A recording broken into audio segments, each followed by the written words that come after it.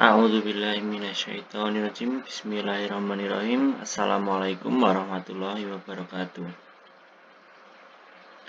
Hari ini kita akan melanjutkan materi kita tentang rangkaian listrik. Ini sudah pertemuan kelima ya berarti. Kita bahas materi yang kemarin dulu tentang hukum ohm. Hukum ohm kan kemarin kita sudah belajar. Jadi tegangan V sama dengan I kali R, atau I sama dengan V kali R. Insya Allah kemarin sudah pada paham ya untuk hukum ohm. Jadi diingat-ingatnya VIR gitu aja. V sama dengan IR, VIR. Kemudian coba kita bahas kemarin. Sebenarnya sudah saya tanyakan di grup ya. Jadi contohnya di sini. Ini kan I sama, kita mencari I, yang ketahui V sama R. V-nya 12, R-nya 300. Nah, dibagi, jadi nilai I sama dengan 12/300 ohm, satuannya ohm ya. Diingat-ingat. Jadi nilainya 0,004 ampere atau 40 miliampere. Untuk latihan soal yang pertama, jadi berapa nilai arus dari rangkaian jika tegangannya 24 volt dan hambatan 1K ohm. Nah, ini kan 1K. Kita ubah dulu. Jadi satuannya ohm, jadi 1000 ohm ya. 1K itu kan 1000 ohm. Nah, kalau mencari arus kan rupanya sama seperti ini. VI sama dengan V per R. Ini R-nya sudah diketahui, V-nya juga diketahui 24 volt. Maka nilai I sama dengan V per R sama dengan 24 per 1000. Ini nilainya, ini dianggap 0 di belakang koma ya, jadi bagi 1000 jadi 0, jadi nolnya ada 3, jadi nilainya di belakang koma ada 3, 0, 2, 4 ampere. Nah, jadi kita ketemu harusnya 0,24 ampere. Itu untuk jawaban yang pertama. Jawaban yang kedua, berapa nilai tegangan? Jadi kita mencari V. V sama dengan I kali R. Kemarin seperti itu. Jika diketahui arus 2 ampere, hambatan 4K7 ohm. Harusnya kita ketahui 2 ampere, R-nya 4K7, 4K7 ohm dijadikan nilai ohm dulu, K-nya hilang, berarti 4700 ohm. Jadi 2 dikali 4700 ohm. Berarti nilai tegangannya 2 dikali, langsung aja ya, nilai tegangannya 9400 volt. Ini jadi 47 dikali 2 ya kan 94. Ini 47.000 jadi tambah 02. Ini 9400 volt tegangannya. Karena rumusnya VIR ya.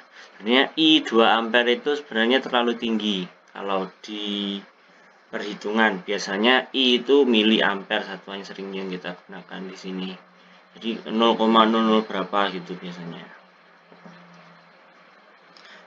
Ini untuk pembahasan yang soal pertama. Kemudian kita lanjut yang pembahasan soal kedua, hukum Kirchhoff.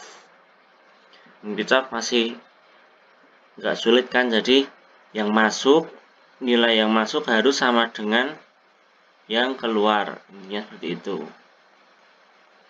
Yang masuk ke A ini harus sama dengan yang keluar. Jadi I2-nya plus, I3-nya plus, karena ini keluar, I1-nya minus, I4-nya minus.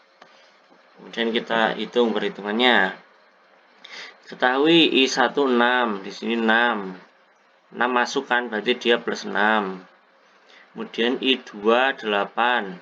Di sini I2 8, karena dia masuk masuk ke tengah berarti dia plus 8. Kemudian I3 ini ada 3 nilainya. Karena dia keluar, arahnya kan keluar panahnya ini. Jadi dia nilainya minus. Nah, kita cari I4-nya.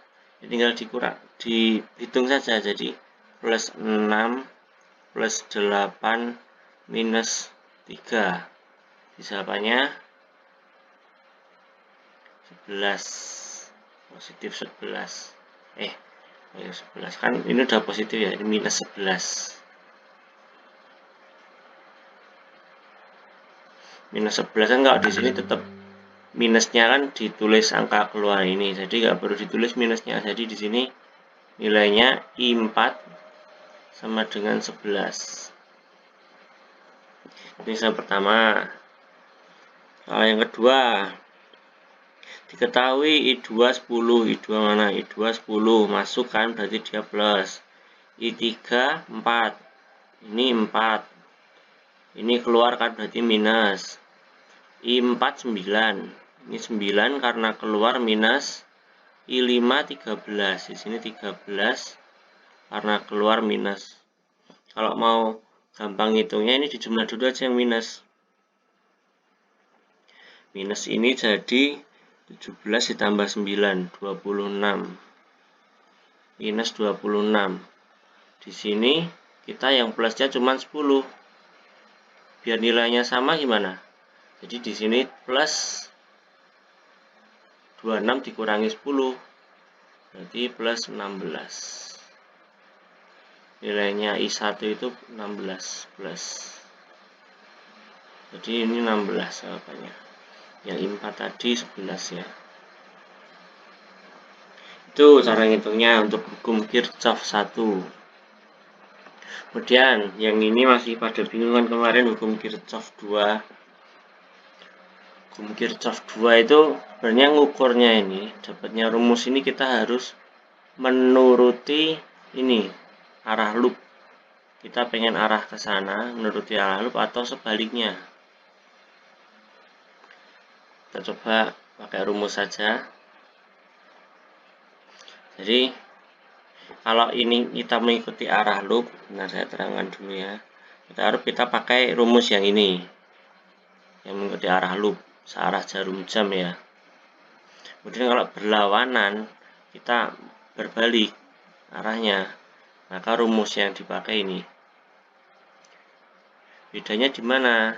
Intinya sama, nanti jawabannya bakal sama. Cuman di sini V1 ini dikurangi nilai yang ada di sini semua. Sedangkan yang di sini balikannya yang kedua ini dia yang ini dijumlah dulu semua, baru dikurangkan ini VI V1. Kita coba perhitungannya. Nah, di sini diketahui V3 12 volt, jadi di sini 12 volt. R1 100 ohm, 100 di sini kita masukkan. V1 5 volt. 5 volt, R2 220 ohm. 220 ohm. R3 330 30, V2 24 ohm. Nah, sekarang tinggal kita pengen hitung mulai dari mana. Kalau arahnya kan ke sini, arahnya loop. Berarti kalau kita pengen ngikutin arah loop, pengen ngikutin yang digambar ini, pengen ngikutin ini, maka kita harus pakai rumus yang pertama tadi. Kita cek lagi rumus yang pertama, berarti kita pakai yang ini karena kita mengikuti arah loop. Sekarang kita masukkan angka. Tadi hilang ya, maaf, ada kendala, sedikit kendala, jadi videonya terpotong. Ini 100, ini V1 5, R2 220, R3 30, V2 24. Nah, sekarang kita kalau pakai rumus yang ikuti arah rup, berarti kan nilainya V1 dulu, ini nilai awal, nanti dikurangi terus sampai akhir. Nah, itu kita baca dari A, karena ini kan jadi dari A, urutnya nanti kita bacanya dari A, D, C, B gitu aja. Jadi A, D, C, B. Nah, dari A kan ingat nggak yang pendek itu berarti dia negatif, yang panjang itu positif. Karena dia mengarah ke sini negatif ke positif, maka pakai rumus yang ini. Jika arus listrik melalui sumber tegangan ini dari negatif ke positif, maka akan bernotasi positif. Nah, ini kan dari negatif positif karena arahnya dari kiri ke kanan. Jadi di sini kita masukkan plus 24 volt. Kemudian masuk ke sini, kita ketemu R-nya 330. Kita cek. R itu nanti rumusnya I kali R1. Ketemu R. I-nya berapa? Untuk I-nya kan nanti akan dicari. Jadi di sini minus kan dikurangi karena ketemu R. Minus 330 dikali I, jadi 330 I ini. Kemudian kita turut lagi, kan sudah sampai D, ke arah C kita ketemu R lagi, jadi minus lagi 20 kali I, 220 I. Kemudian kita turut lagi, selesai C kita masuk ke tegangan. Tegangannya ada 5 volt di sini. 5 volt. Nah, kita lihat. Ini kan kita kalau ke sini kita ketemu positif dulu baru negatif. Kalau positif dulu baru negatif berarti kita pakai yang bawah ini. Jadi sumber tegangan dari positif ke negatif. Jadi dari positif dulu ke negatif maka akan bernotasi negatif. Jadi di sini dikurangi minus lagi 5 volt. Kemudian ketemu R lagi. Kalau R mengikuti loop kan minus 100 I. Kemudian masuk ke bawah, kan ini tadi positif baru negatif. Positif baru negatif. Nah, ini karena positif dulu baru negatif, sama seperti ini, jadi minus 12 volt. Jadi kurangi lagi 12 volt. Nah, hasilnya nanti kita cek. Jadi 24 kita sendirikan ya, yang ada I-nya ini sama yang ada angkanya biasa kita hitung sendiri. Jadi 24 minus 5 minus 12. Jadinya 24 kurangi 17, 7 min 330 minus 220 jadi 550 minus lagi 100 jadi 650 kan, minus 650 I. Nah, sini karena di sini kan rumus yang tadi ini sama dengan 0. Nah, ini sama aja. 7 minus 650 I sama dengan 0. Maka kita substitusi. Jadi gampangnya ini kita pindah ke depan. Jadi 650 I sama dengan 7. Ini kita mencari I. Jadi I sama dengan 7 per 650. Jadi nilai 7 per 650 kita cek pakai kalkulator boleh ngitungnya. Tiba 657 dibagi 650. Jawabannya 0,01. 0,01. Arus itu I kan, I berarti ampere. 0,01 ampere, atau kalau dijadikan mili jadi berapa? 10 mili ampere. Jawabannya I itu 10 mili ampere. Oke, ini untuk pembahasan yang hukum Kirchhoff 2. Kemudian kita masuk ke teori materi baru, itu rangkaian pembagi. Di sini bagi dua, jadi rangkaian pembagi tegangan sama nanti rangkaian pembagi arus. Kita telaah dulu. Jadi rangkaian pembagi tegangan, namanya pembagi tegangan ya. Jadi merupakan rangkaian sederhana dengan fungsi mengubah tegangan dari ukuran besar ke ukuran kecil. Jadi dibagi tegangannya. Misal gampangnya kalau punya uang 100.000, kalau dibagi jadi 2 kan berarti 50-50 kan berarti tegangan. Jadi uang besar kita bagi jadi kecil-kecil kan, dari 50 kan, dari uang 100 kan, seperti itu. Kemudian rangkaian pembagi tegangan juga digunakan jika kita menginginkan tegangan masukan kita pecah menjadi beberapa tegangan keluaran. Jadi pembagi tegangan jadi kita bisa punya lebih dari sumber tegangan satu, kita bisa dapat dua tegangan yang berbeda. Contohnya gambar seperti ini.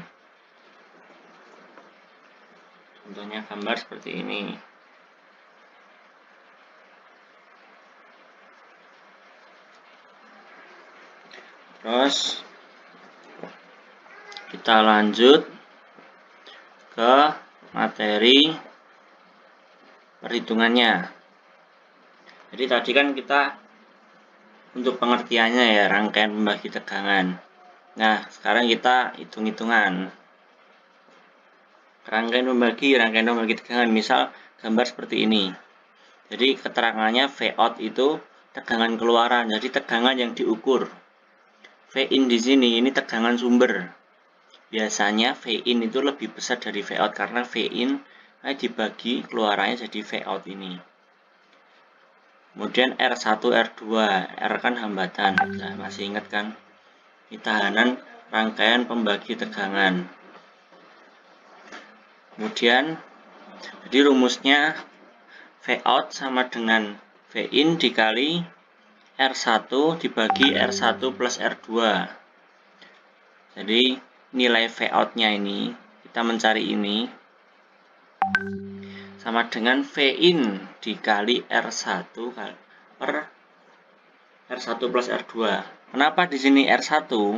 Karena kita ngukurnya di antara ini. Jadi kan nilai baterainya kan positif negatif. Nah, kalau urutan baterai kan dari positif dulu jalannya ke negatif.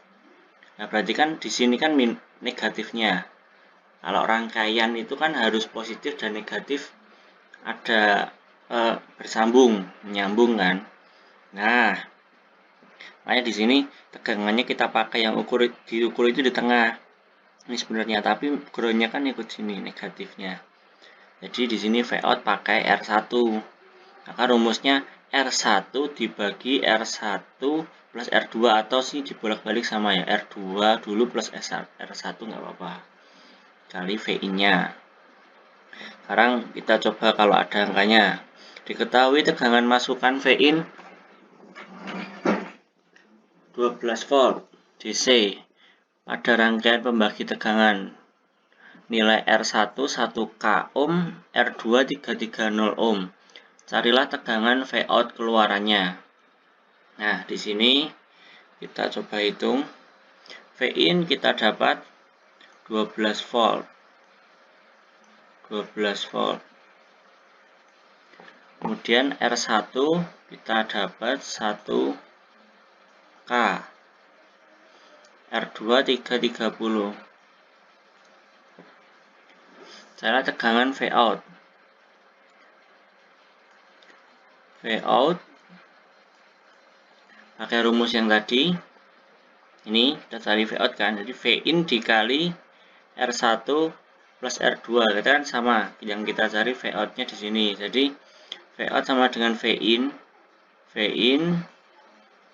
dikali ini kali R1 per R1 plus R2.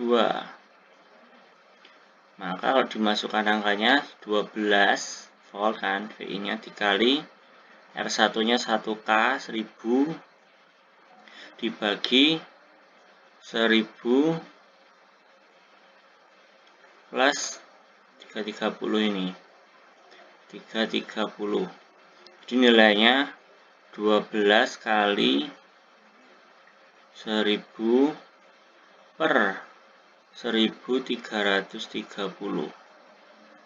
Nilainya nanti kalau kita hitung 1000 per 1330, 1000 bagi 1330. Nilainya 0,75. Ini jadi 12 dikali 0,75. Nanti hasilnya dikali 12, 0,75 kali 12, 9,02. 9,02. Jadi kalau hitung-hitungan ini, kalau di rangkaian listrik pakai kalkulator boleh ya. Kita bukan matematika, jadi diperbolehkan kalau pakai kalkulator kalau hitungannya besar. Jadi kita ketemu sekitar kurang lebih 9,02. Di sini juga sebenarnya sudah ada hitungannya. Nih penyelesaiannya, jadi seperti tadi kan 1000 per 1039,02 VSDC hasilnya. Kita udah ketemu rumusnya. Ini untuk rangkaian pembagi. Kemudian ada rangkaian pembagi arus. Tadi rangkaian pembagi tegangan kan, sekarang rangkaian pembagi arus. Jadi merupakan rangkaian yang digunakan untuk membagi arus listrik. Namanya juga pembagi arus ya. Jadi membagi arus listrik dari sumber. Biasanya pemasangan komponen pada rangkaian pembagi arus ini adalah secara paralel. Nah, ini akan kita pelajari di bab selanjutnya. Jadi, tapi SMP pasti sudah tahu ya rangkaian seri sama paralel. Contoh gambarnya seperti ini. Jadi kalau di paralel misah ini pasti I1, I2 ini pasti terbagi. Alias I total ini pasti penjumlahan antara I1 plus I2. Itu kan teorinya. Rumusnya seperti ini. Rangkaian pembagi arus, gambarnya sama seperti tadi. Di sini sudah tahu kan I itu arus 1, arus 2, R1, R2 itu resistor 1, resistor 2. Di sini V ini tegangan. Rumusnya jadi seperti tadi yang saya bilang ya, I total ini sama dengan I1 plus I2. Jadi nilainya penjumlahan ini, nilai penjumlahan ini sama dengan nilai I ini, I total. Atau kan kita ingat rumus VIR, rumus V sama dengan IR. Jadi kalau I sama dengan V per R. Maka kalau kita tidak kita ketahui I-nya, kita pakai rumus V per R per R1. Jadi kita ukur di sini I-nya berapa, kita ukur di sini I-nya berapa. Ini kan rumus I V per R. Kita jumlahkan sama, B-nya sama seperti ini sebenarnya. Oke, kemudian contoh perhitungannya, jika diketahui masukan 12 volt, V-nya 12 volt. Kemudian rangkaian pembagi tegangan R1 220 ohm, di sini 220. R2 330. 330. Nah, kita kan nggak kita ketahui I-nya. Tidak diketahui kan. Jadi kita cari I pertama dulu sama I kedua. I1 dulu. I1 kita cari. Jadi tadi kan rumusnya V, rumus ini. Nah, rumus ini. V per R1. R1 sama dengan 12 per 220. Kayak kalkulator boleh. 12 per 220. 0,05. Kemudian kita cari I2 yang ini, V per R2 sama dengan 12 per 330 sama dengan 12 per 330 0,03. Nah, kita udah ketemu I1 dan I2. Jadi I total atau ini I total ini tinggal dijumlah 0,05 ditambah 0,03, nilainya 0,08 ampere, atau kalau dijadikan miliampere 80 miliampere. Itu pembahasannya.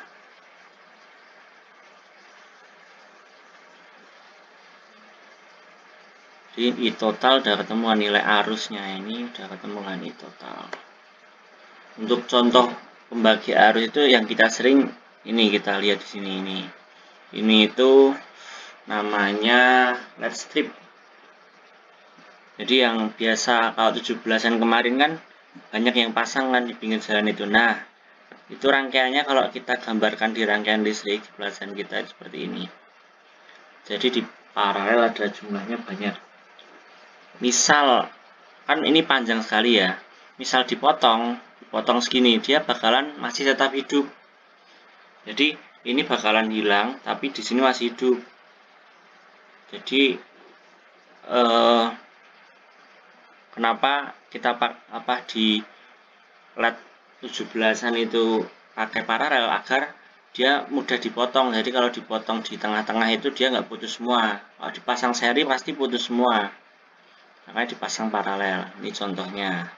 Oke, sekian untuk perkuliahan hari ini. Apabila ada pertanyaan bisa ditanyakan di chat WA atau di PM pribadi. Sekian, apabila ada kesalahan mohon maaf. Assalamualaikum warahmatullahi wabarakatuh.